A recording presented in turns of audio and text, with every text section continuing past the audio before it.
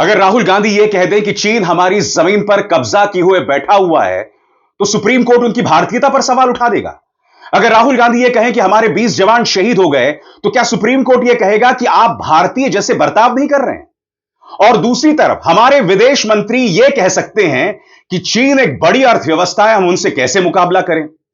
प्रधानमंत्री नरेंद्र मोदी, याद कीजिएगा, गालवान घाटी में हमारे 20 जवान शहीद हुए थे और प्रधानमंत्री नरेंद्र मोदी के मुंह से चीन शब्द आज तक नहीं निकला है।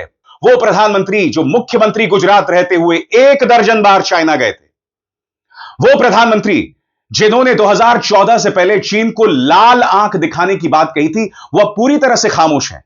सबसे बड़ी बात, गालवान घाटी के बाद इन्होंने टिकटॉक पर तो पाबंदी लगा दी अपनी देशभक्ति का परिचय देते हुए, मगर इस वक्त भारत और चीन में रिकॉर्ड स्तर पर व्यापार हो रहा है और वो भी चीन के पक्ष में। और सुप्रीम कोर्ट किस पर सवाल उठा रहा है? नेता विपक्ष राहुल गांधी पर।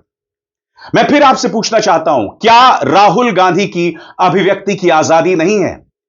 अगर हमारे जवान शहीद हुए हैं, तो क्या नेता विपक्ष वो सवाल ना उठाए? और अगर नेता विपक्ष वो सवाल उठा देता है, तो क्या आप उनकी भारतीयता पर सवाल उठाएंगे?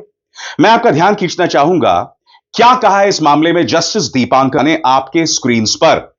आपको राहुल गांधी को कैसे पता चला कि चीन ने 2000 वर्ग किलोमीटर जमीन कब्जा किया है?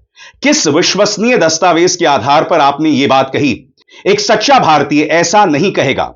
जब सीमा पार कोई विवाद हो, तो क्या आप यह सब कह सकते हैं?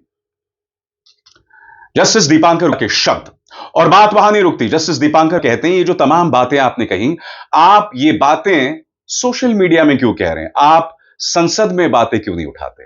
मैं पूरे सम्मान के साथ जस्टिस दीपांकर दत्ता से कहना चाहता हूं कि राहुल गांधी ने आज से कई महीने पहले यह मुद्दा उठाया था।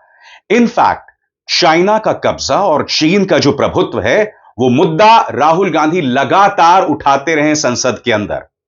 तो यह सवाल उठना लाजमी है कि जस्टिस दीपांकर दत्ता ऐसा क्यों कह रहे हैं जो तथ्यों पर आधारित नहीं है।